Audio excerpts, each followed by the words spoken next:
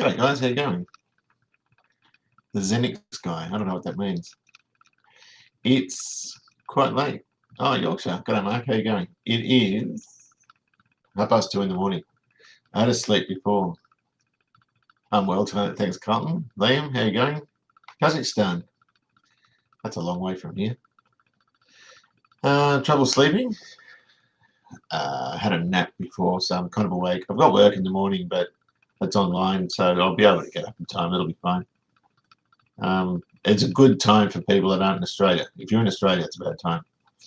Loving the videos. Bet you're looking forward to riding the Susie. Yes, just a couple of other bits coming. Trouble sleeping. Yeah, I always have trouble sleeping. I get probably 4 hours a night. But I did a video for Patreon. That'll come out in a few days, and all the bits to finish the Suzuki are on the way. And most of the bits to finish the 350 are on the way. And the cases and everything for the junker motor I pulled apart, that's on the way. Hello, how are you, Mr. Shinigami? How are you going? So I'll get all that stuff going. And the door seals for the XC, that was $717 in rubber. Do you believe that? That's on the way. So there's heaps of stuff on the way. And it's just a waiting game now. So I'll have to sort of Yorkshire tea, yes. I'll have to come up with some other stuff that's interesting to release while we're still in lockdown. I convinced you to spend 10 grand on a Xenix system around 1984. I don't know what you mean. 1984 is in year 12. So, yeah. So there's lots of stuff coming up. And, yeah, kind of looking forward to it. This year's good because I'll finish 2 of the bikes. And the XC will be... I've just been talking about the XC. I've got all the door seals coming, so I can put all the... What do I need for that? I've got to get the rear rubber brake lines for it, the tail shaft for it, the headlights resilvered, our console lid, and the thing to convert it to a manual console because it was an auto one. That's about it. Different Peter Anderson, yeah. I don't want to go to bed. I had a nap and I'm not tired. I've done a lot of these live feeds. This is the third one I've done lately. But yes, it is 2:30 a.m. I've still got a cup of tea, so I'm feeling pretty good. I was going to check my emails. Hang on, I'm going to a different screen. Oh, I've read those ones. That's fine. There was 11 there, and I thought, oh. But yeah, so lots and lots coming up. I've just got to get some ideas about what other content I can bring out while we're in lockdown if these bits don't roll up because, you know, some of them are coming ex-USA. There's some reduction gear for a starter coming from the USA. There's something, a couple of bits from Thailand, coil packs for the 350 engines. Yeah, there's a lot of stuff coming, but it's not, a lot of it's not around here. A lot of it's not local to me, so it's sort of coming from overseas. Follow the, yeah, the nostalgia of the T250. It's a beautiful bike. Very watchable, Pete. Certain people who hate you remind faithful subscribe for 4 years. Yeah, a guy said it was coma-inducing stuff, and that I left stupid jokes at the end and that sort of stuff. That's like, yeah, well, you're still subscribed, so you must like being in a coma. But what do you do? You're not going to please everyone. He'll be, if he's been there for 4 years, he's either pulling the mickey out of me or he really doesn't like bike videos and he wants the car stuff. And there's a couple like that. But I don't want to just do cars, and I've run out of room to do cars. The XC videos, yeah, that'll start up soon. The holidays are coming up at the end of next week, and I think I'll pull it out. Then I've got to start it again. And the door seal shouldn't take too long because they're only coming from New South Wales. So the XC will come up fairly quickly. It's just the bodywork. I hate doing the bodywork on it and stuff. It's just with the front guards. One of them's got a big dent, and I'm not really sure how to get it out. It's right on the crown of the panel. But I want it to look good, so I've got to think about how I'm going to do that because I'm not really sure at the moment.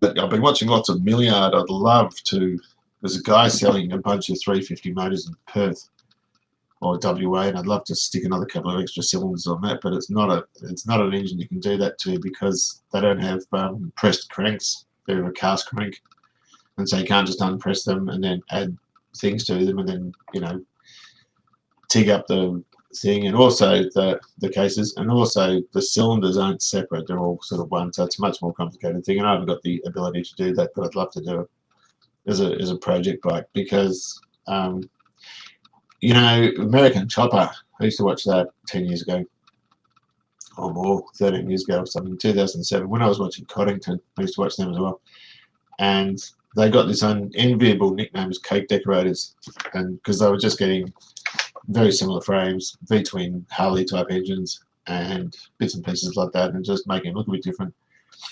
And I thought, well, I've kind of done the same thing. I've been doing up bits and pieces, but none of it's really scintillating engineering stuff. It's all quite, it's all quite basic in what I'm doing. So it'd be good to be able to do something sort of outside of the box. If that makes any sense. So I'll just see how it goes.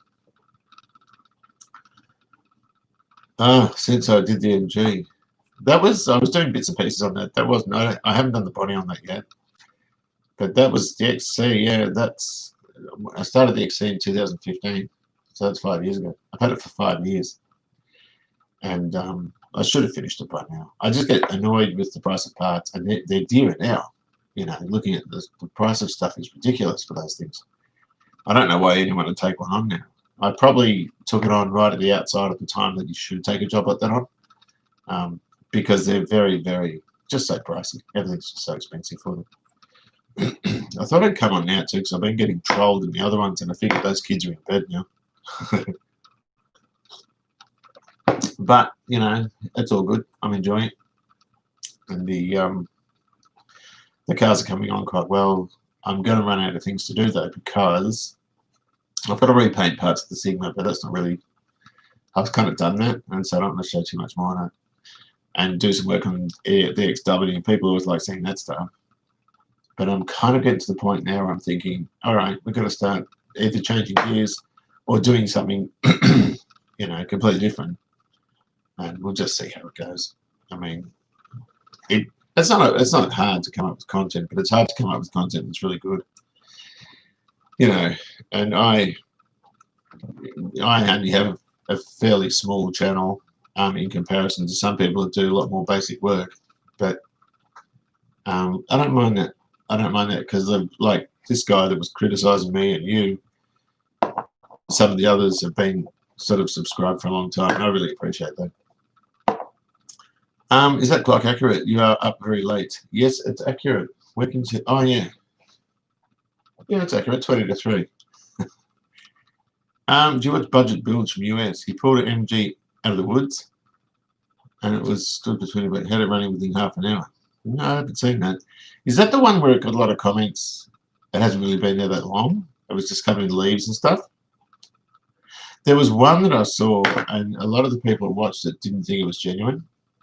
I wonder if it was that. I can't remember. But that being said, although those engines, the BMC engines, the B series ones, I've seen a few of those that have adhesive wear on the cranks, where everything was good when you first started after it's been sitting a long time. The bits or fragments of bearing particles stick to the crank because it's been there so long, and as it starts rotating, it chews out your bearings and you circulates around the engine and completely stuffs up the engine. So, it's I've sold a couple of Wolseys that have done that. One, I thought I was selling a really good car, and they had to get the engine rebuilt, and it tested fine. I was really upset about that. What is it? Do you enjoy working on both bikes or cars? In the cold with bikes, because you don't have to crawl around under them. Body working and all that sort of stuff. Bikes are actually better to work on in a lot of ways. I'm essentially a car driver, not really a bike rider. I've had my bike license for 20 years, but I never really used it that much. And I had to buy another helmet because the one I had, I don't even know what happened to that. Is the French connection just dropping in? After the Hondas and Suzuki, it's time for a Kawasaki or Yamaha. Yeah.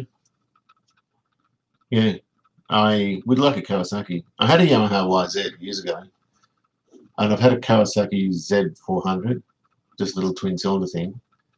But yeah, I'm gonna have to do something else. I don't know what I'm gonna do yet though. Susie was giving me grief. She goes, "You've got to get rid of some of these cars and bikes." It's like, yeah, I don't want to. But you know what? I just don't want to get rid of them. What about a Harley? It's not a Harley's not kind of my. I do respect them, V rods and all that sort of stuff, but I'm not kind of into them much. Z500, is that a four? Is that a four-cylinder? I can't remember. No, I had a Z400. Mine was only a little twin. Oh, dear me. So, yeah, not really sure what I'm going to do. I'll build up this project bike. I've got some ideas what I want to do with that. I'm never. Oh, that was you, was it? I didn't know. I don't agree. They do glaze. We had a comment and I answered it. Don't submerge pistons and rings in oil before fitting them to the motor because they can glaze. When you start it can cause the oil can kind of cauterize to the cylinder walls and cause glazing. Never had a problem with that. I didn't even think I did it on that engine. Normally, I pat the oil around the rings because I don't want to upset the clocking. I clock them, squirt oil around them, pat it on, and then I fit it. That being said, most of the oil, when you're putting your ring compressor on, all drains out of it anyway, and there's not that much there. So I've never had problems with that. If it is a thing, it is a thing. But I've never had an issue with that. I don't normally do it anyway. I don't remember what engine you were talking about. Was that on the 351? I didn't think I did submerge it. I might have, but no, normally I just pat the oil on. Yeah, no. It's not 2 a.m. It's 3. It's nearly 3 a.m. What time? 20 to 3. I'm all right for now. I'll see if I can go another 20 minutes and I might watch some TV and fall asleep or something. But I was watching the show last night. I watch, we've got Foxtel on Netflix, and I watch Homicide Hunter. He is a police detective from Caroline Springs in USA. Solves 400 homicides. His name's Joe Kender, and he's inspirational. He's brilliant. But I've watched all of them. There were 8 seasons of it, and then he pulled the pin. But I was watching this Crime Investigation Australia, and that is gruesome. There was a 19-year-old girl that was taken, and they cut her head off and her fingers off, and they found her in the bush. And it was horrible, but and they showed it. They showed the body. They blurred out the neck part where the thing was cut off and the hands, and they blurred out her crutch. But they showed the rest of it, and it was a horrible looking image. I was watching that last night. That won't help me sleep. Okay, do you think you'll do some more on the Plymouth 1DXC? I have to finish the Plymouth. I've got to start it again, and I've got to do the body mounts. That's the thing that I just don't want to do. Once the body mounts are done, then I can put the glass in and the headlining and all that sort of stuff, and then get the interior done. Jason was supposed to do the interior, but Jason's not in a good place for doing that at the moment. Turbo Toronto, you didn't know that's the motor, but you said you usually submerge or dip in oil, and it was on the Cleveland build. I actually don't, but I probably said it. I probably said you can dip these. But yeah, no, you're not supposed to. You're not supposed to. I don't normally do that. But that being said, if you do dip it, by the time you take it out and then put your piston compressor on the route around, put them in, a lot of that oil is going to drain off anyway, I would think. Mind Hunters? No, I haven't seen it. Watching a channel here in the US, restore Honda Z50 mini bike, and noticed they were referring to your recent video on the junk motorbike engine to get the transmission back together. Really? I want to watch it. Which one was it? Did they say I was a dickhead? Did they say this backyard moron that looks like a terrorist in Australia was playing with a junkyard motorbike? I want to watch it. I want to see it. I like when other people talk about me, even if it's bad. I want to see it. Body off chassis, yeah. Now what you got to do with the Plymouth, I've got to take the front clip off, and then put wood on a jack and stick it under the body somewhere under the rockers, the sills, and just jack it up about 1 centimetre. They're like hockey pucks, and then just knock them out and put a new one in and reach around and stick it because they fit around the floor pan, and then you put the bolt through. Apparently, I was talking to Scott, and he recommended doing it that way, and that's what I thought anyway. But I was talking to somebody else, and I can't remember who it was, and they said it's not a big deal. But if you've done it before, it's not a big deal. If you've never done it before, it's daunting. You know, it's like pulling your first engine out of a car. I've got to pull the engine out. And now I do pull engines out with my eyes shut. It just doesn't bother me. But remember the first time I was doing it, when I started out in 1985 with John Gibbons, he pulls an engine out. That was a big deal. It's like, do we ring the newspaper and say you're pulling an engine out? That is a huge deal, you know. But now it's just easy. You don't have to think twice. In fact, it's quite often better to pull an engine out to do simple repairs than it is leaving an engine in situ because it's easier.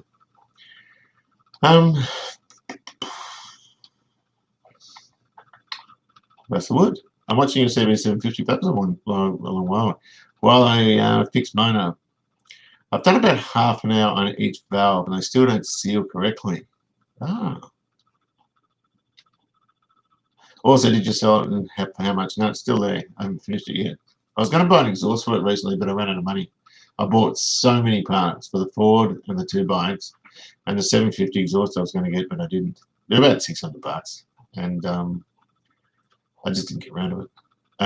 But yeah, no, I've got to continue on the 750. Hi from Cornwall. Beautiful place. I've been to Cornwall a couple of times. Do you still have and use the Sigma? I've still got it. I don't use it at the moment because we're on lockdown. So I took the Commodore out because I had to go shopping today. And it meant moving the Ford and the Bluey. I had to move the Bluey because I had to trim a hedge because it's spring now. And it was a beautiful day today, or yesterday. And the Sigma still sits there. The Sigma was under a cover that got very wet and it's destroyed some of the paint. So I've got to fix some of that up, but it's still there. No, you're Kevin, remember? Kevin? Kevin? Can you jog my memory? I don't understand. Hello there, Supercar. Do you still have all the cars completed XW? Yeah, still got those. The ones I've sold, I used to do them and sell them, and that was before I started doing this. So I had a couple of Mercedes-Benz SLCs. I had a whole lot of Wolsleys. I had a Morris 1500. Had a couple of LJ Tiranas. I had a Ford Galaxy. I had all these things. Now I want them back. That's why I don't sell these, because I know I'll sell them. It's like, thank God we've got room. And then in 6 weeks, I'll go, I want to drive it. And I said in this video, the thing is with these cars, I like anything in a car. There's very few cars I actually don't like. I'm sure I can think of a few, but there's very few cars I don't like. And every time I get in one of these, they're so different from one another. It's kind of like you fall in love with it again. I just moved the Bluebird today, and the Bluebird's the ugliest. It's a butt ugly car, and you pick them up for $300, and it just surprises me you can get such a great car for $300. And I moved it today, and it just starts straight away. It's got power windows, power sunroof, everything opens and shuts on it. It's got the head-up display now. I put that in, but it's factory Nissan stuff that I used to put it in. And it's just a beautiful car. And you think, God, why are these cars not worth anything? I'll gladly accept driving one of those, man. But I've still got the XW, the XC. Yes, I'm about to start on that. The XD I'll never sell because that was Dad's. Yeah, still got it all. Cars and cameras. They were putting a big bore 108 kit in a Z50. Wow. I heard your video playing in the background. Well, it's really cars and cameras. Hang on, I'm just going to go off this screen. I just want to have a bit of a sticky and see who it is. And I'll subscribe. And then I'll drop a comment. Who's that idiot in the background? Where are they from? Are they local Aussies or did you say they were Aussies? Cars and cameras. Shit, they've got a few subscribers. Friggin' hell, 884,000? Oh, I might get some, oh, fuck, they have too. Hang on, what have they got? Honda, 1999? I didn't even know they made Z50s then. Abandoned. Oh, I've got to watch this. I've got to watch that. I'm going to pull up in now. See you later, guys. I've got a video to watch.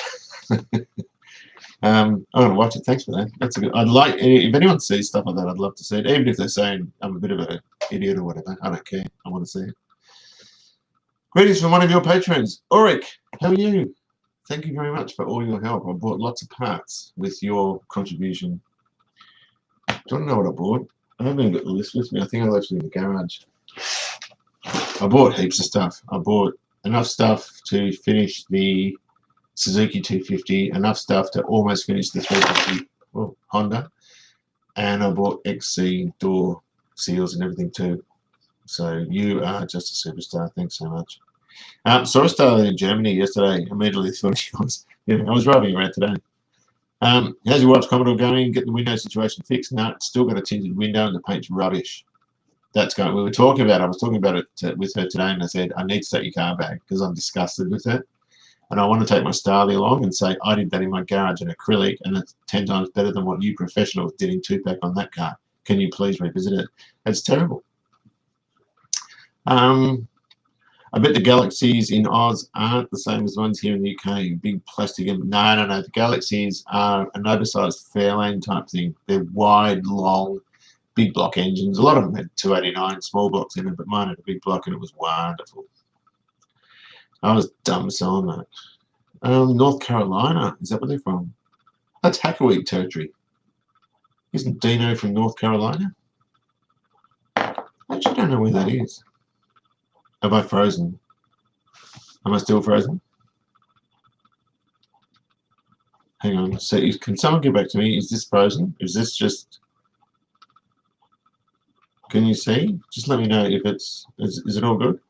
Jose. Good morning from Anaheim, California, brother. Thank you. How are you going?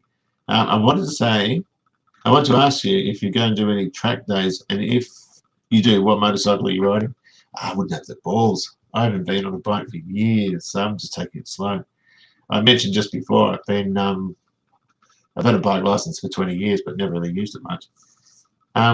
Excellent videos from XL250. Javier from Javier, is it, or Javier from Argentina? Kevin from Afterlife is what I meant. Okay, I've lost train of what I was talking about before. Kevin from Afterlife. Ricky Gervais is what I meant. Oh, yeah. I know where you're going now. You have to go dinner time. See you later, buddy. I'll watch it back. You're good. Okay. You're not frozen anymore. Sweet. So that's where we're at. So what I'm going to do next, I've got no idea. Not the foggiest notion what I'm going to do next. There's one more video on the 250, then I'll go and get a roadworthy on it and ride that around. I've got a GoPro, but I might have to get a microphone thing, and I bought a helmet too. I bought a new helmet. I bought an RI helmet, $700. You can get cheap ones, but RI and AGV, there was a few really, really good ones back in the day, and that's why I picked it. But I like the colors. That's basically a good brand, and it was a nice color, but it was expensive. But there was RI, there was AGV, and there was another brand that were Bell was another one that were really up there. There's a lot of Nolan ones. The Nolan ones were about half the price. They were sort of $300. I probably should have just got one of those, but I couldn't see one I liked. The problem with a lot of modern bike stuff, and motorbikes now I hate because they look like Power Rangers. There's no flowing lines. They're all carbon fiber and fluoro colors, and I just don't like them anymore. And that's why I like these old ones, because they look like they're kind of I just like old stuff, right? My wife said when I got the Commodore, I bought that new in 2010. She goes, "You won't look at the old cars now," and I never looked at the Commodore after I bought it. I was just looking at the old ones. Identical from the XLS 250. I'd imagine it is, yes. I imagine. You might have to do more research on that. Yeah, make sure you do a refresher. Yeah. It'll be the young guys, and it's guys my age. Yeah. You can do them at Hart in Kilsyth, and I'll go and do that. Triumph? Yeah, I like Triumphs. South Africa, enjoying the 250 vids. Thank you very much. Finally quit your live. Hope things are okay in Melbourne. What will be your next project after the XE? Would be cool to see do a Holden someday. Thought about that. I've had a couple of LJ Tiranas, but now they're stupid money. I like early Commodores. Another guy said the same thing too. Anything from the 70s is just stupid money. Anything with chrome bumpers. Well, the early Commodores with chrome bumpers. I wouldn't mind a VB Commodore.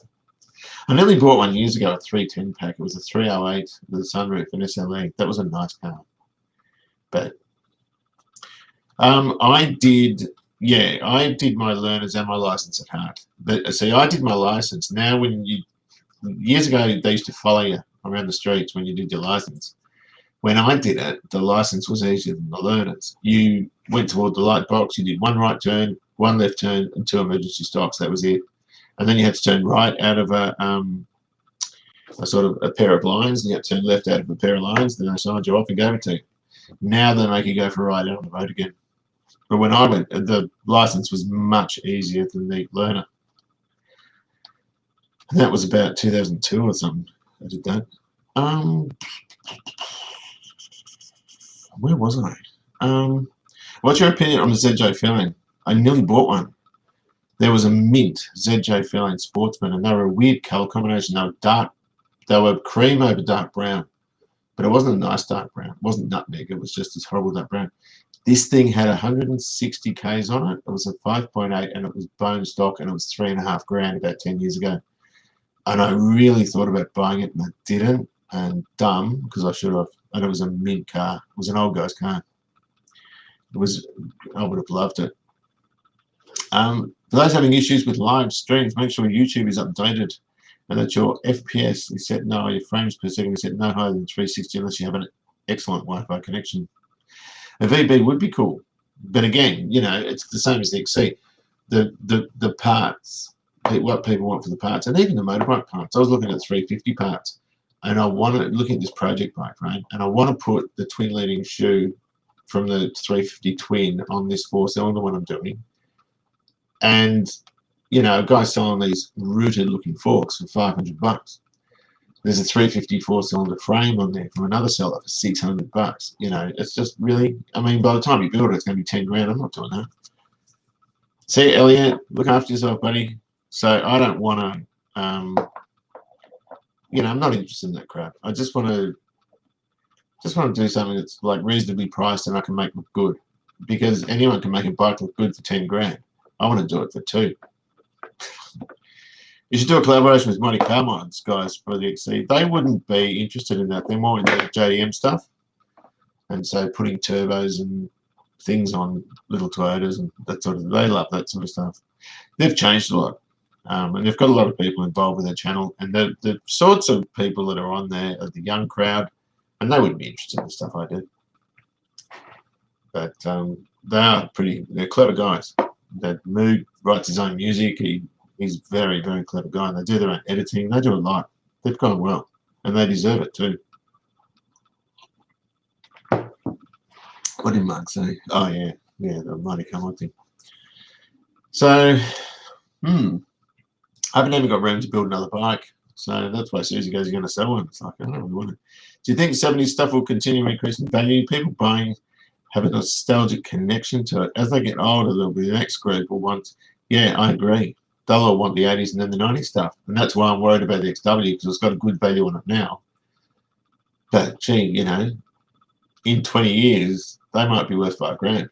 I don't know. I mean, because the young crowd aren't into that stuff. It's only very few of them, of the younger people, that are interested. That's like us being interested in, you know, lead sleds or, you know, early 50s cars, and some of us are, but most of the people that get those cars hot rod them, slam them and all that sort of stuff, where the guys that want them all original are the guys in their 70s.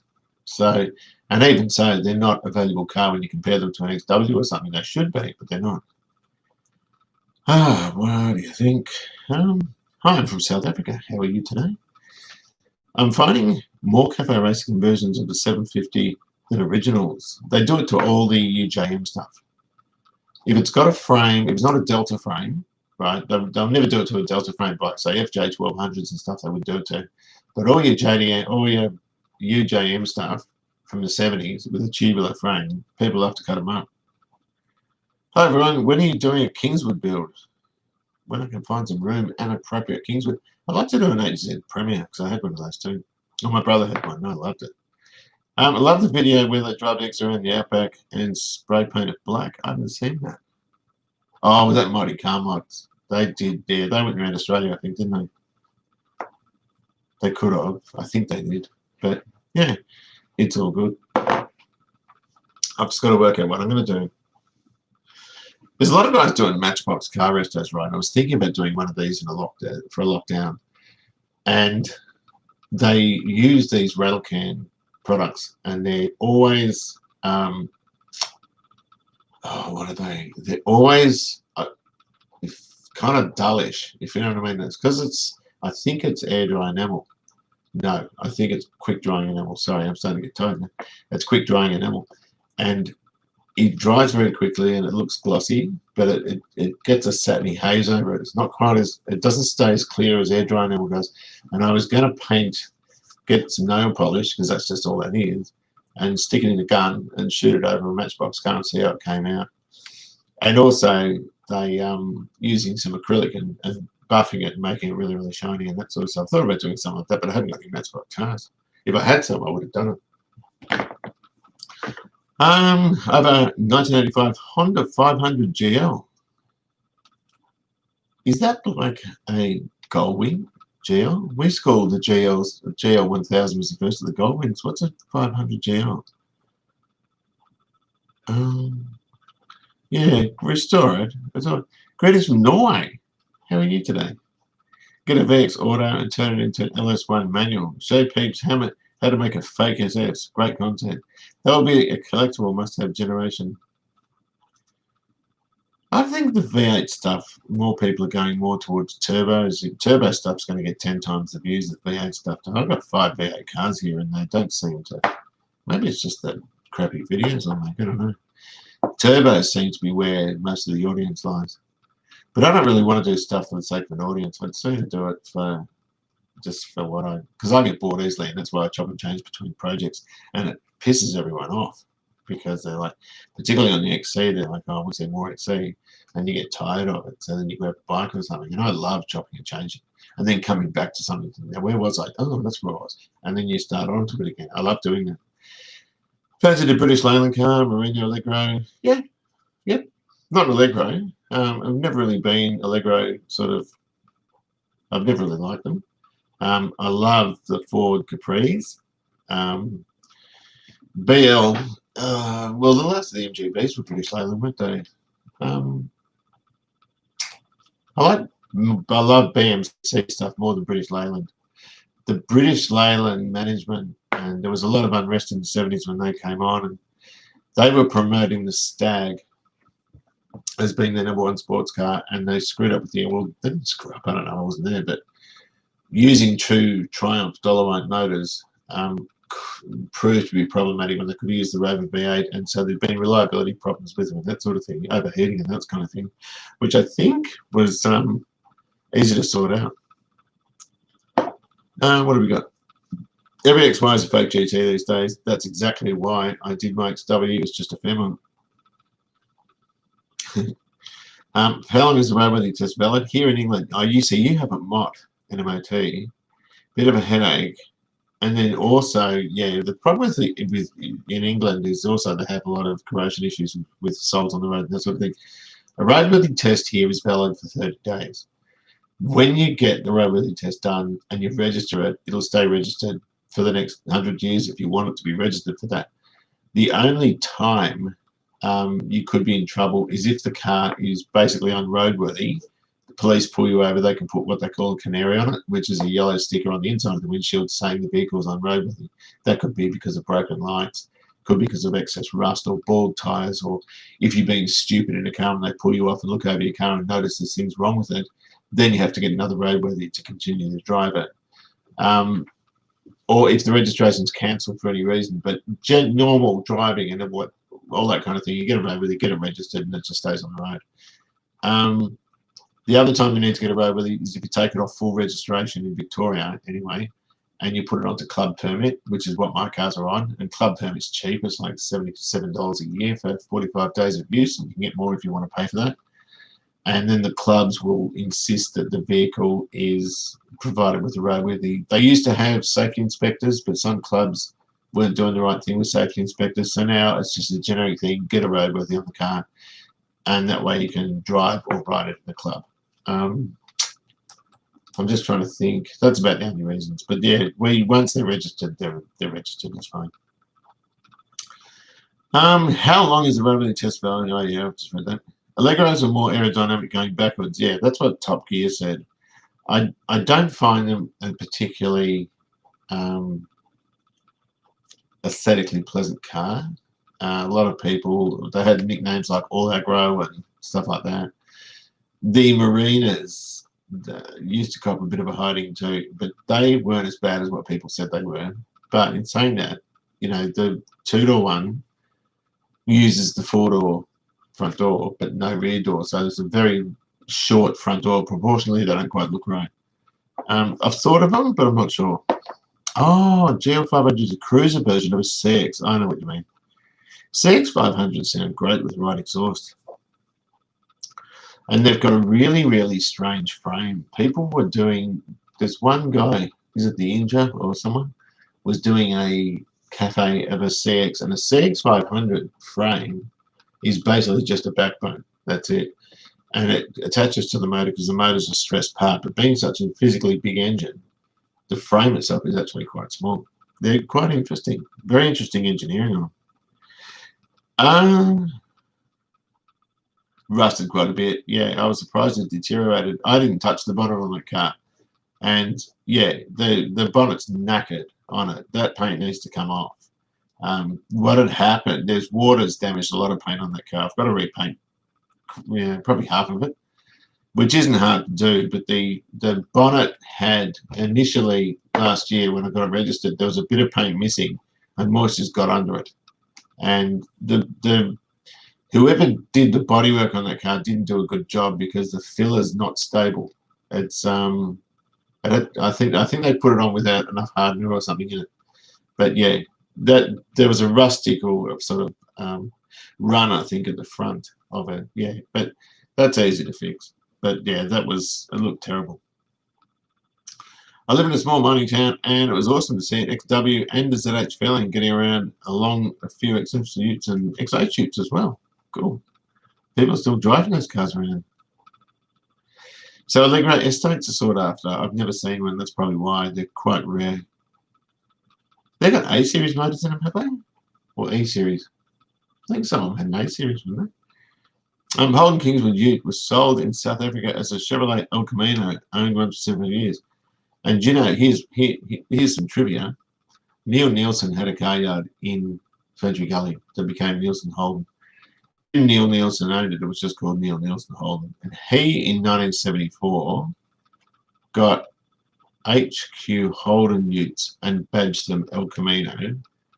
And now, hang on, how did it work?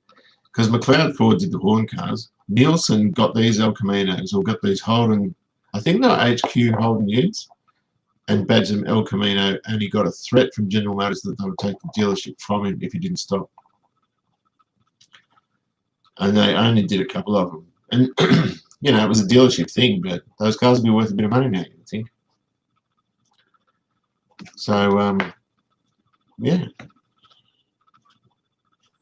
What else have I got to do? Nothing really. I bought some fuel filters and line today for the bike.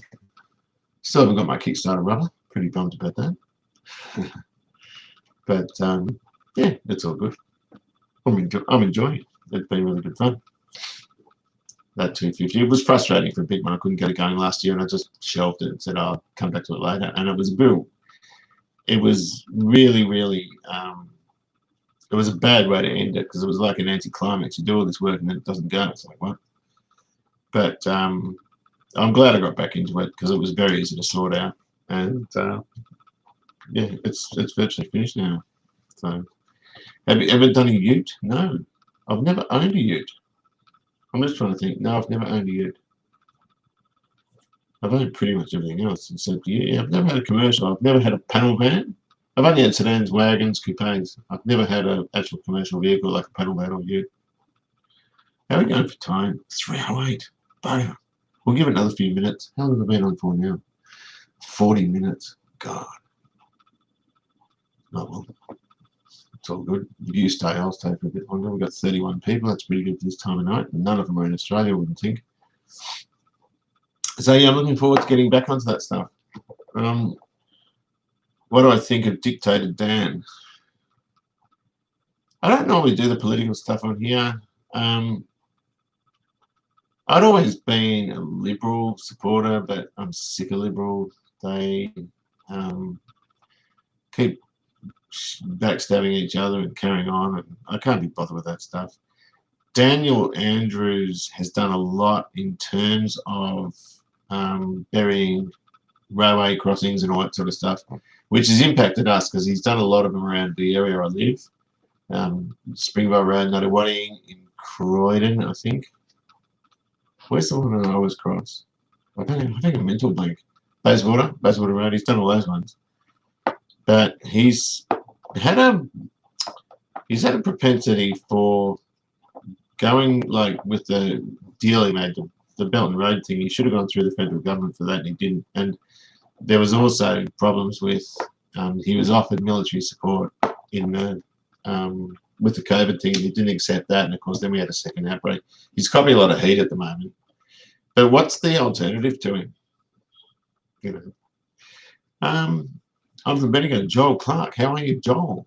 Bendigo's up where Mighty Carmichael's, what's his name? Bikovitz. He's based up there, isn't he? The Frankston line was done. I don't know. Oh, the ex-PM has taken. He is, and I shouldn't bag him. His name's Tony Abbott, and I voted for him, and it was the dumbest thing I ever did. Tony Abbott was just an incredible troublemaker politically here, and oh God, yeah. What do you do? He got ousted, and he's caused nothing but trouble since, and he's just a dickhead. I mean, I shouldn't say that, but he's a frigging dickhead. He's a stupid man. We don't want him. No, you can frigging keep him. And in fact, I don't want him in England either. He is actually British. He was born in England. So was Julia Gillard. She was from Wales, I think. And everyone could give her a hard time, but she actually did quite a lot. At least she propped up the car market, the local car manufacturing. Abbott came straight in and he got rid of it all. And not just the car manufacturers, all the support industries for them too. He did a lot of harm, Tony Abbott. No, keep him. He's a great guy. You should keep him there. But yeah, I've never spoken about political stuff on here because you don't kind of want to sort of raise trouble or anything like that. But I haven't even mentioned Donald Trump on here. It's, you know, but there's a lot of world leaders at the moment that a lot of the population aren't really all that happy with. I'm trying to predict cars that will be future classics. XLs, Starleys. I reckon you're right. I reckon XLs will come back. The second generation XL, the really colourful ones, they're not worth anything now, but they're still kicking around. But Japanese, Korean stuff in the 90s wasn't very good. The XLs had their share of problems, but they've turned out to be very reliable. But a lot of the Kia stuff was terrible back then. But XLs were funky. They came out at a time when cars still looked serious, and they brought out this little round bubble thing, and it was all these bright colours. And Hyundai were very clever with those cars. We had to treat Abbott like Howard refused to re-elect him. He lost his seat. We got rid of him. I liked John Howard. A lot of people didn't, but I didn't mind him. Yeah, he is an oxygen thief. There are many trees around Abbott's house that are saying, why are we providing this guy? Have you ever owned an Escort? No. I've always wanted one, but never enough to go looking. I've never actually gone looking for an Escort. If I did, it'd have to be a two-door one. Hi, James. How are you? The ones I like are the first Escorts, the two-door ones, the Mexico ones. I reckon they look great. XLs are good little cars. They're a great little car. And the thing is, the 90s, I reckon, and you might agree, you might disagree with this, I think the 90s was the sweet spot. I really do, because everything that came out of the 90s was so good to drive, so reliable. They really got to the top of their game with the systems in the cars and all this sort of stuff. Then in the 2000s, I'm going to say 2005-ish, cars started getting very complicated with the additional safety kit and all that sort of stuff. And, you know what I mean? They started getting a bit, they're not quite as reliable as the 90s stuff. The 90s was everything when everything came together, I reckon. But XLs, I reckon they're a fabulous little car. I remember when I was younger in the 90s, I remember seeing a Daewoo Lanos and thinking, gee, that looks good. You know, not knowing anything about Daewoo or their reliability or anything like that. But having said that, I know two people that had them that said they were great cars. So, you know, It's just how the cookies crumble. Yeah, I reckon it was. I reckon the 90s was. I reckon it was. The thing is also, there was a round of styling, and we went square again after that, but the square wasn't nice. Um, I remember driving up Dublin Road, turning onto Bedford Road behind the brand new EF Falcon, thinking, and it was in that colour like the Starlet that I've always liked, that sort of aquamarine turquoise colour. And I just thought that is hands down the nicest looking car I've seen. I just thought it was fantastic looking. And they're so good to drive too. You know, I mean, the design got old. I never liked the style of the EABD, but the EF and EL, I really thought they looked great. Oh, the Sierra, yeah. There was a turbo one here. They were last, weren't they, rebadged Vauxhall Astra? I don't know. There was a bunch of, I thought they were Korean. There was a bunch of cars came out in the 90s, and it was because of Hyundai. Hyundai started all this because of the 13990 drive away, no more to pay. They had these funky cars in great colours, 14 grand on the road, no extra charges, you drove out. Yeah. At the time, base Starlets were 15.5, 16 grand, and they couldn't sell them. And so Toyota had to drop the price of them. They had to offer free air conditioning, all this sort of stuff to get them to where Hyundai were. And then all these other cars started coming out. The Seats, the Seat Ibiza, is it the Seat? And the Daewoo Lanos and Holden Barinas, which were originally a German car, I think. There was a whole lot of small cars that came out because of Hyundai. And Hyundai did well. They took advantage of it because back then Howard, I think, or was it Keating? We had a Prime Minister change in 1996 with Paul Keating and John Howard. And John Howard took in 1996. I think it was Howard that did it, drop the tariffs on imported cars. And so, you know, the Hyundai stuff was just so much cheaper and looked so much better that everyone was just, oh, got to have one.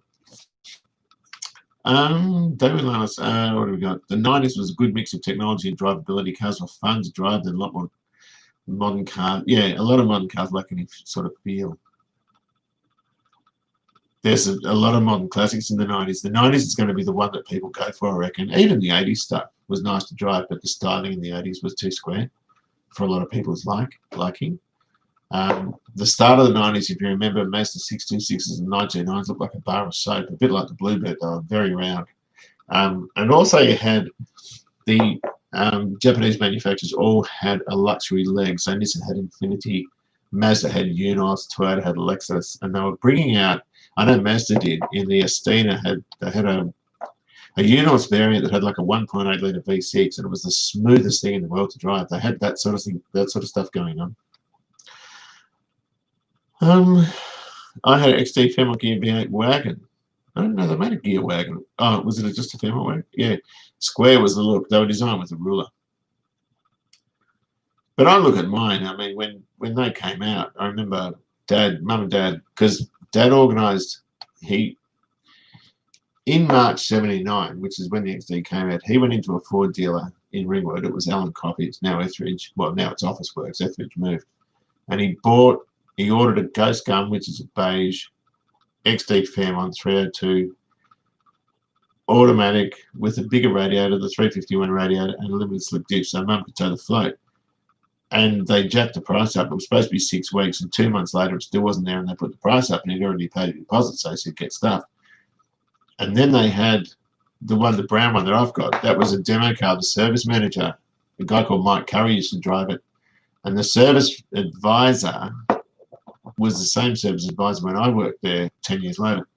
Well, that car was $7,700. They put the 351 radiator in, which I've lost since. I changed it like an idiot because I didn't get it fixed. I just put a new one in. And that was a triple core. It had power steering, a 302, and that was about it. I don't think it came with any other options. But yeah, they bought that for $7,700, and it was a demonstrator, and it had 4,000 kilometers on the clock from new. They got it in May, so it was 2 months old, and it's been here ever since. My first car was a 93 Nissan Sunny. we got, they weren't called Sunnies here. Do you know what I drove around England and I really liked? It was a Cavalier, and it was a one that looked like a BB Commodore, and it was like a hatchback thing. It wasn't the 2-litre one, it was the 1.6 or 1.8 and had a wind-back sunroof in it, and I think that was great. I drove around all around England. I started in London, drove down to Lyme Regis. It was like driving into 1850. It was just this old-fashioned country town. I think it was southwest of London. And then I went down through Devon and Cornwall, up through Bristol, then up to Manchester, and then across through the Lake District to Lytham. And then stayed at Grandma's house. Wife had a 2-door Starlet, 96, from new, only changed the brake pad once. Had it till 2011, was her 21st birthday Prezi for 15 grand. I think they're a bloody great car. I love mine. And it feels just like the other ones, you know. Everything just fits together on them, and I made that one, and that was quite cool. God, look at the time, guys. What time is it? 3:20. I'm getting up for work in about 4 hours. But yeah, I've really developed a really, really strong taste for the Japanese stuff. I freaking love it. You know? And you work on a Holden or a Ford, and to be frank, you know, I mean, they're easy to work on, the Holdens and Fords, but the panel fits shit. And when you go to do your shut lines, they're a nightmare. A Starlet's like Lego. You get the door. It doesn't matter what car. Like my Starlet's made from 6 different Starlets or whatever, 5 different Starlets. Probably 6. I think I calculated. There's 6 different cars in there. And you go up to the thing. You put the door on the striker. You're holding it in with your hand while you're tightening up 2 hinges, 2 hinge bolts. You stand back, and the shut lines are perfect. You don't get that with a Falcon. So I like Falcons in that I love doing the engines, sorting out the wiring, mucking around with the dashes, you know, all this sort of stuff. But I don't want to do another body on the Ford. Yes, Mark III Supras, yeah. Is it the Mark III? I don't know which is the Mark III. JDM stuff's just brilliant. I copped a bad rap. Yes, I'm a teacher. I'm a school teacher at a high school that's close to here. The JDM stuff I love, but I kind of like the small stuff. So your Corollas, your Starleys, your little Nissans, your Pulsars, your GTIRs, and all this sort of stuff. The little Bluebird I got is the ugliest duckling in the world. It's got no love, but I just adore it. And it's just got everything that opens and shuts in it. The sound system's nuts in it. The electrics are great, and it's a $300 car. I think I paid $800 for that, but you can. There was one for $300. Most of them are LXs. Mine's a TI, so it's got the electric sunroof, and the Triple S had more supportive seats and the head-up display, and I put the head-up stuff in mine. So it's got a sunroof and head-up, which is factory distance, but I put the head-up in, and it is just a freaking lovely car, and it still smells like they did when they were new. I love it. I really love it. I love how easy it is and that everything makes sense. I just love the things. I could not agree more with you about Japanese cars, brother. They're absolutely phenomenal vehicles, and they last for fucking ever. They just go forever. I would have had to say my favourite would be the 89 Nissan 240 SXS13. It was a quick, reliable car. They had a CA18 engine, did they? Oh, 240. Was that a KA24? That'd be a KA24, wouldn't it? Max T-Wagon was a 302 originally. It had bad big ends when you got it. Swapped a B1 Kawasaki 1100 with bad charging system for it. Okay. Rebuilt a new crank turned into a 351. No 9-inch. You don't need a 9-inch with a 351. They came with 351s in the Falcons up until the XC was the last with a 9-inch. And then the XD had a 4-pinion Borgie in it. And so did the XEs, but only the 2-pinion were in the 302s, the 4 pinions were in the 351s. But, now someone might be able to correct me on this, the XF, I don't think it was the XF, maybe it was the later ones, all had 4-pinion centers in them anyway. You need a 9-inch if you've got a big block. You need a 9-inch if you've got heaps of low-end torque and you're going to light up the back tyres all the time. You need 9-inch for that. But for normal driving and sticking your foot into it every now and then, you don't need it. It's just a heavy rear axle that's worth thousands and thousands of dollars. That is just more, you know, unsprung weight, I suppose. It's they're a lot of money to get a 9-inch. None of my V8 Fords have 9 inches in them. I'd like one, only because they're supposed to be there. I mean, to give the XW some sort of pedigree, I guess, a 9-inch, and same with the XC. But none of them I've got. If I come across one, I'll get one. I had one, I sold it cheap, which was dumb. Great memories indeed. Ford Escort Mark II Irish 2000 originally imported to the UK from Oz. Any experience with them? A good one, you can make £50,000. Noel Wright, a guy I used to work with at Ford, had one. He paid $4,000 for it. They were, two-door Escort with a Pinto engine. I don't know much about them. I know they're a lot of money. They used to see, there was one of the professionals, Martin Doyle, or Martin Shaw, his character Doyle used to drive one. Don't know much about them. They're a 2-litre Ford Escort. They wouldn't be that hard to work on, but yeah, a lot of money. How do you function on 4 hours sleep? Very easily. I like to have a nap for about an hour in the afternoon, and that's probably why I'm only getting 4 hours in the night. Had a 260C once, was a great car, which I still owned it. That was an L26 engine. 260Cs were cheap. Nissan stuff was always really, really a lot cheaper than Toyota. I don't know why. They stopped the Bluebird in the UK around 91, 92. It was replaced with the Primera.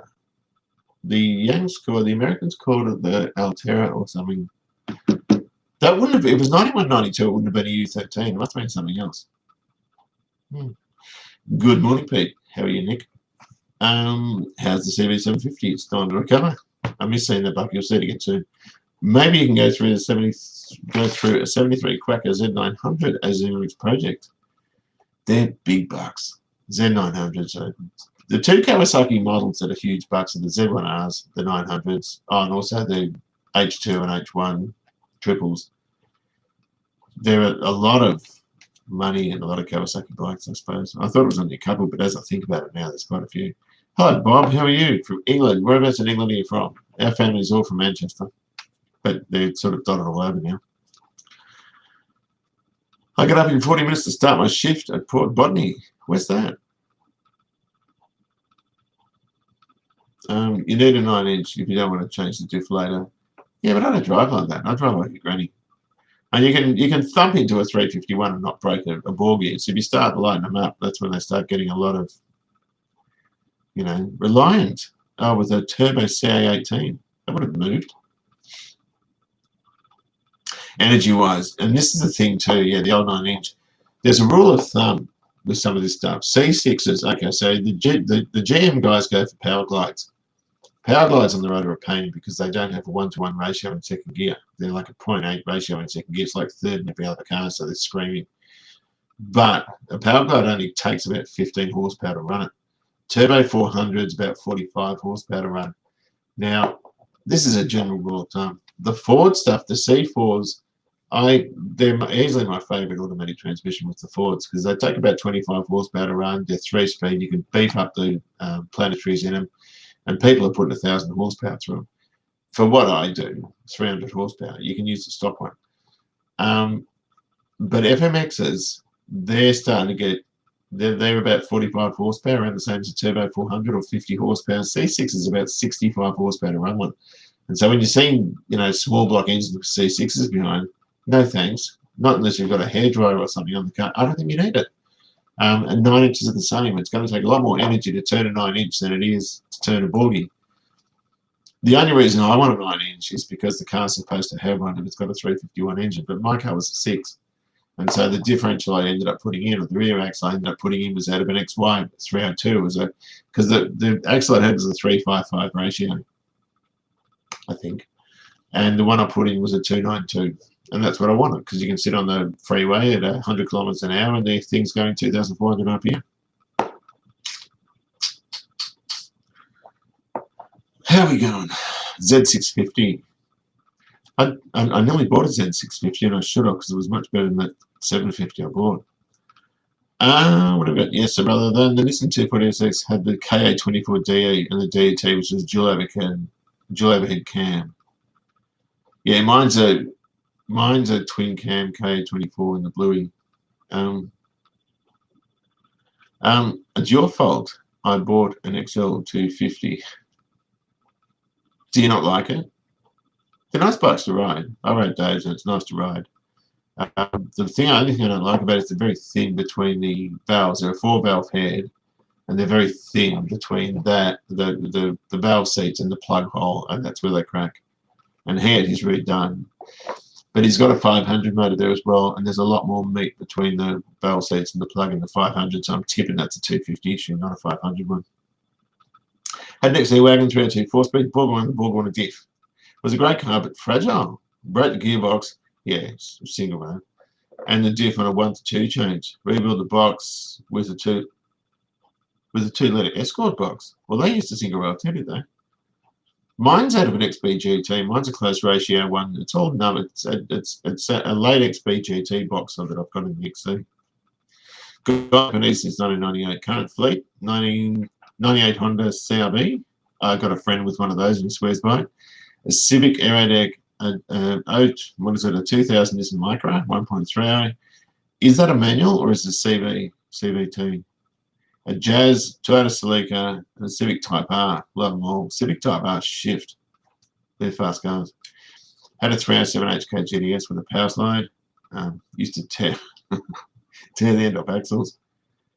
Oh, yeah, 278 to 1. Yeah. Some of them even at 2.6 or something, didn't they?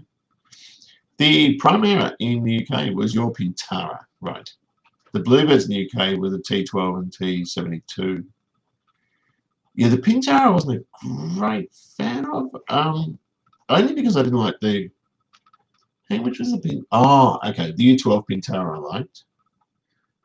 That had the CA20 or the KA24 with the single cam. I liked those. The Pintara I didn't like was the R31 one because that had a CA20 in a car in a Skyline, and I thought it was underpowered. It was the R31. I like R31 Skylines, but not R31 Pintaras. But the U12s were good. Ford actually took them and you called them Corsairs here, and they used the CA21. They didn't use the KA24, and I don't think they did anyway. Maybe they did in the upmarket one. One came up for sale and it was virtually free, and it was a Minter. Love my XL250. Will never sell it. They're nice bikes. They're very comfortable bikes. I did the same on an XA302 4-speed wagon on a test drive. Ended up having to do a swap. I didn't want to do. What did you do? You popped the axle in it, did you? You must have been pretty savage with it. Oh, my tea's gone cold. I need more tea. Boy, have I got a problem with tea. I've got a problem with sleep too. It's 3:30 in the bloody morning. 3:30 in the morning, guys. Do you believe that? Oh, Charlie, he's texted me. He can hear me. Power going 100 miles an hour in first. It's 160. That's moving 110. So I did 160 in first, 180 in second. Thanks very much. Wealth of information. That's very kind.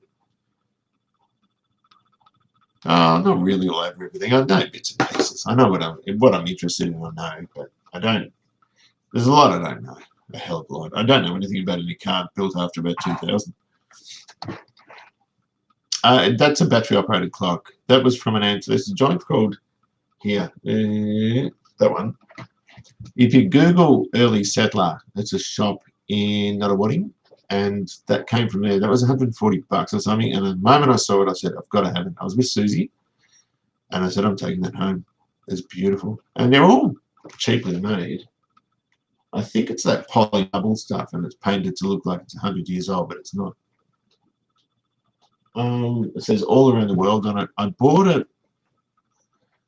Oh, gee, when did I get it? Probably 2005. Probably had it 15 years. Yeah, no, it's a battery operated one. So every year when we do the daylight saving thing, I just change the battery on it. It's just the same. Here comes Charlie. I can hear footsteps. It's the same movement as you find in every second clock in the world. Is that you, Charlie? Maybe it says. Yeah, so I should probably go. That's would have been an hour and 5. We'll see if we can get to an hour and 10, then we'll pull a pin. So yeah, that's what's going on here. Not much, or a bit, but then not much. I don't know what I'm going to do as far when these bikes are finished. I've got no idea.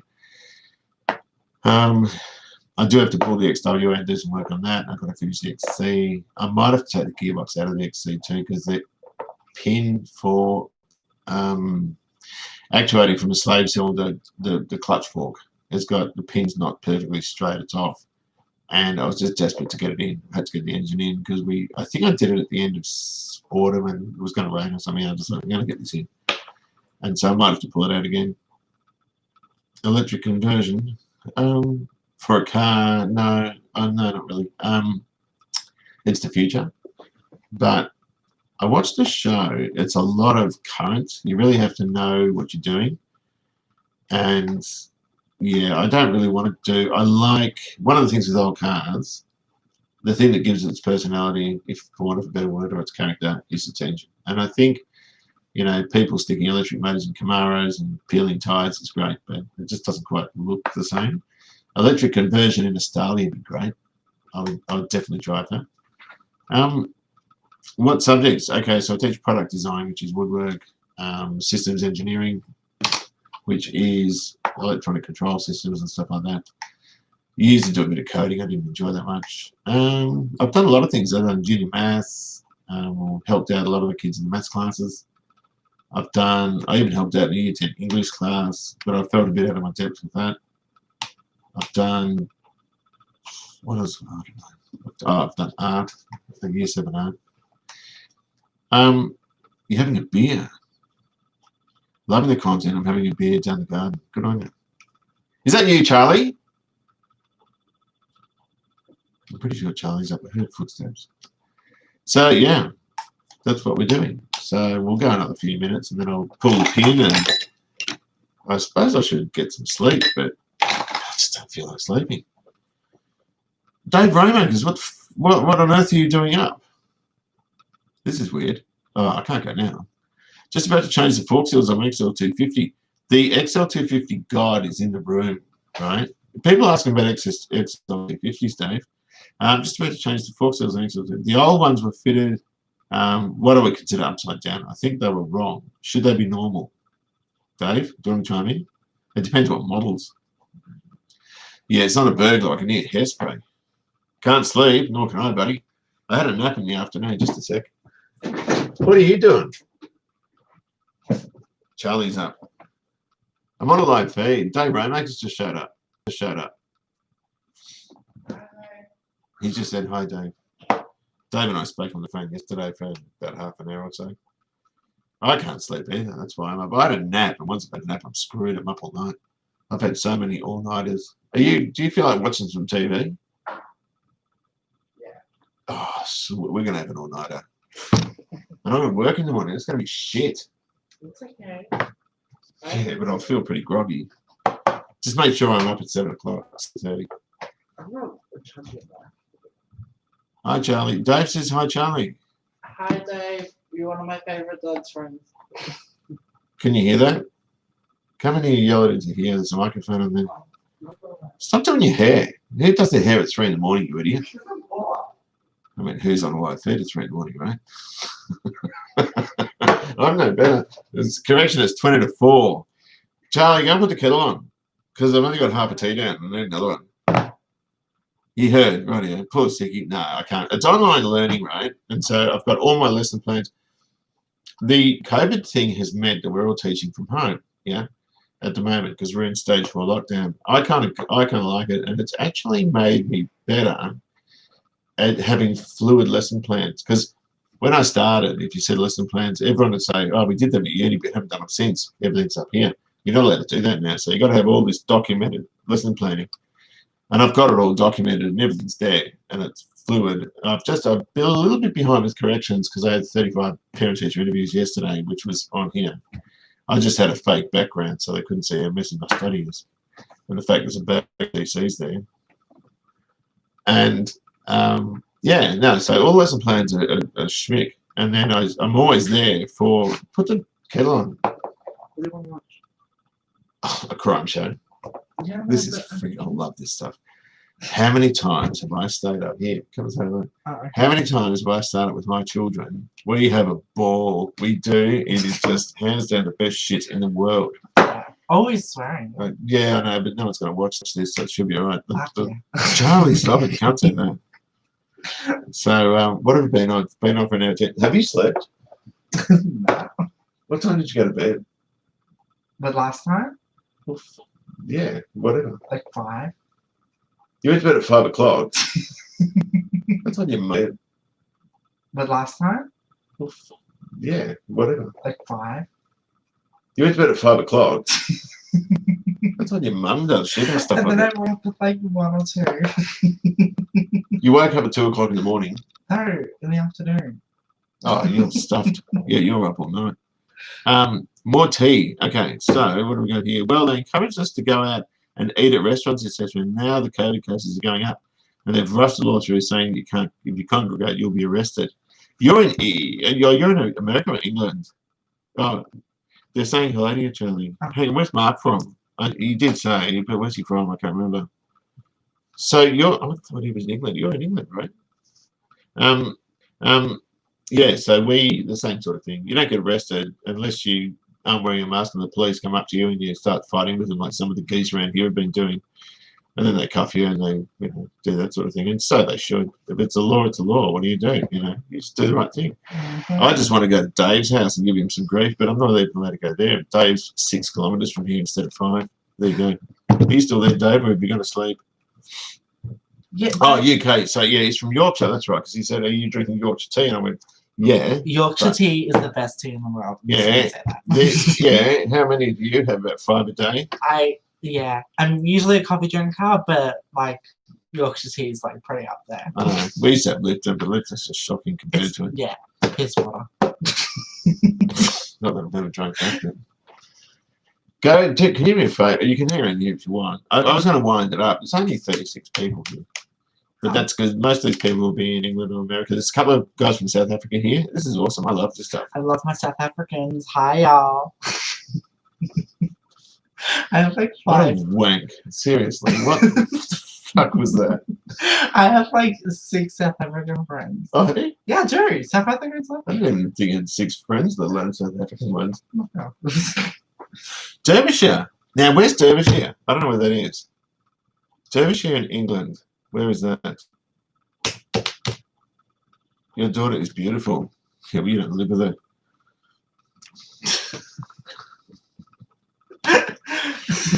Can you do you feel like putting the kettle on? You can come back. It's all good if you want. Okay. I don't know how I'm going to stay here, but still here, but going back to sleep. Good night. All right, Dave. See you later. See you, Dave. Lovely Now, this seeing is you. where we start talking about Dave. We should probably wind this up. Hang on a minute. An hour. I'll do another couple of minutes. We'll go an hour 15, I reckon. Below Yorkshire and not as nice. Oh, I see what you mean. Derbyshire.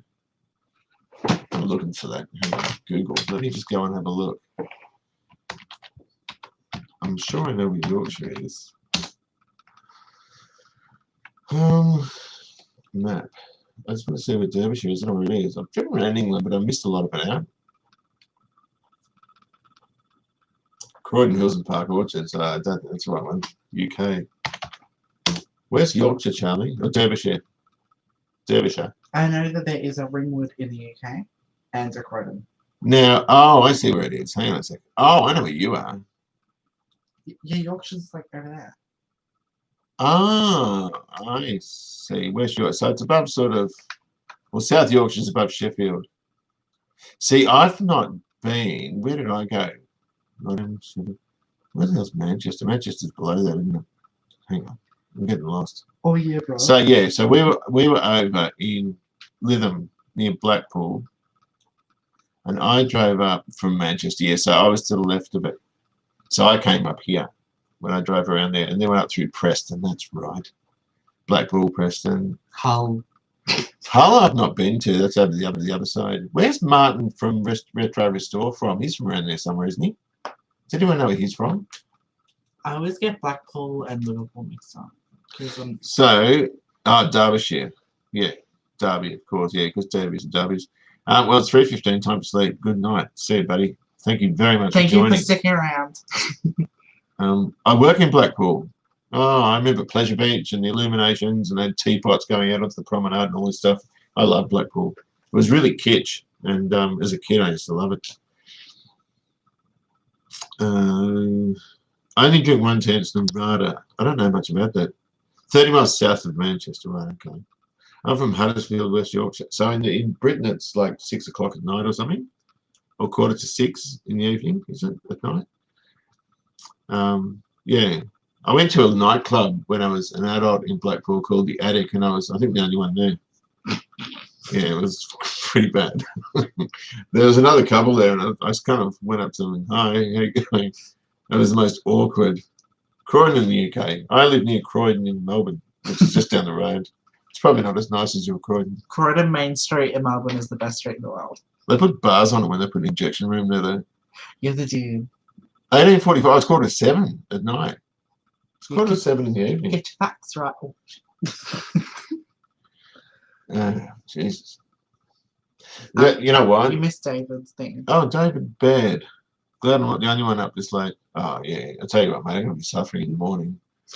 It's like, get up, it's work. Piss off. At least you're working. I'm Yeah. a dull bludger. No, you're not. I'm supporting it. Charlie went out and bought himself a new car, then lost his job straight away. Yeah, nice. If your man is from Yorkshire, he would tell you. If not, why insult him? I don't understand. Was he able to go me? Might be time to bail. No, don't. No, I've said a few really people. nice. No, I just didn't know what you meant. That's all. If Yeah, it's 3 in the morning, so 4 in the morning, so it's probably time. yeah, that's very fair. Yeah. Might have to split. What do you think? We split? It looks like a joke on Looks like what's that?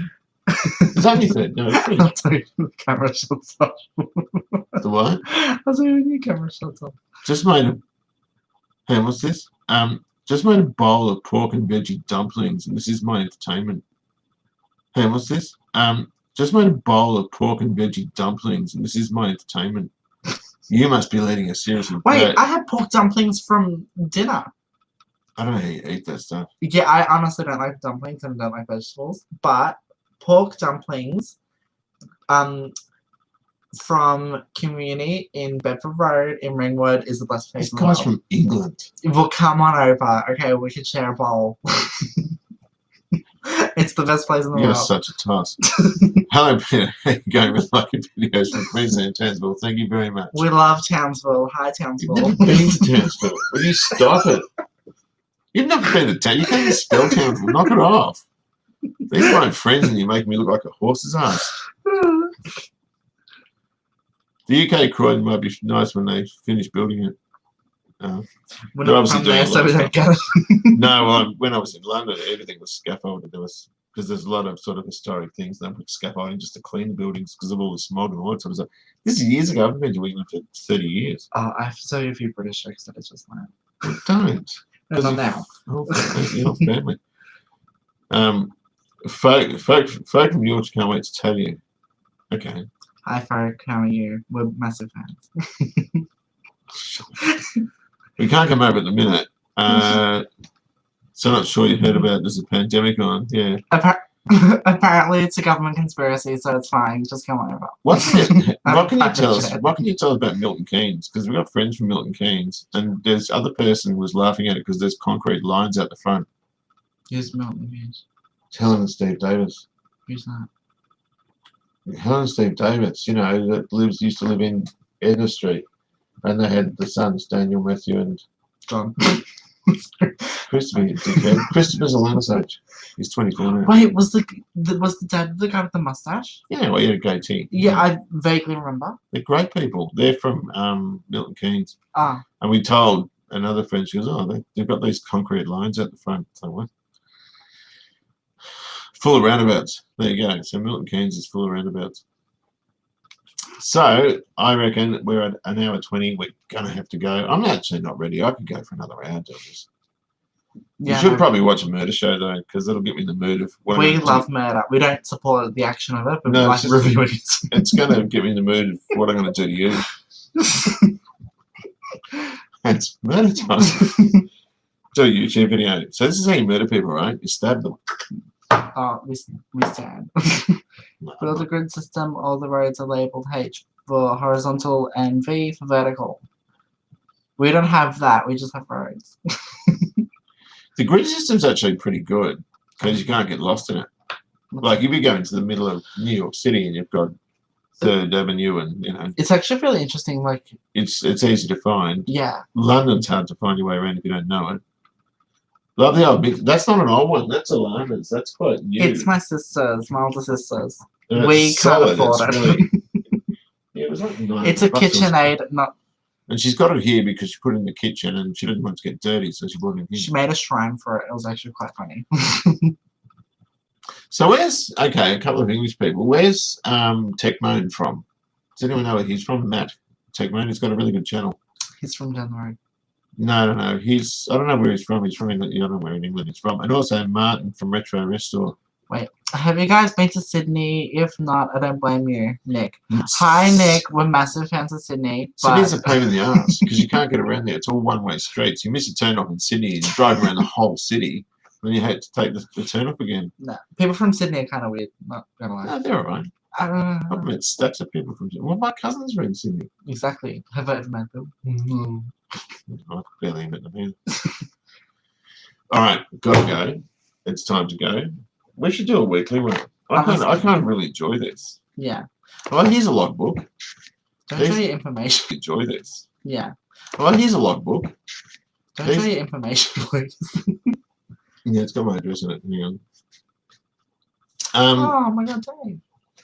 So that's a logbook, and when you have, I'm going to put my finger over the thing. Yeah, it's got your details, which are my fingers over, and the car's details. And every time you take it out, you have to write the date, where you're going, and all that sort of stuff in. Registration here is $800 and something. This is for 45 days is $77. And so people say, how do you afford all your regos? Well, they're not registered. They're all on club permit, and it's the only way to do it. But the hitch is the car's got to be 25 years or older. But I can fix this issue. If you buy a brand new car, you don't have to pay rego for a full year. Yeah, but you have to pay it after that. Yeah, that's very true. But then just sell the car and buy a new one. You're just an absolute chunk of wisdom. Right. It must be time to go. So I'm going to say good night, good morning or good evening, wherever you are. Thank you very much for joining. This has been a lot of fun. And thanks for putting up with me and Charlie. Hi, guys. Thank you so much. Please subscribe and support us. Send me money. They do. Stop it, Charlie. That's embarrassing. Knock it off. All right. No, thank you very See you much. later. Bye, guys. Go put the telly on. Yeah, the kettle's just boiled. Oh, wonderful. Bye. Oh, 1, 2, 3, 1.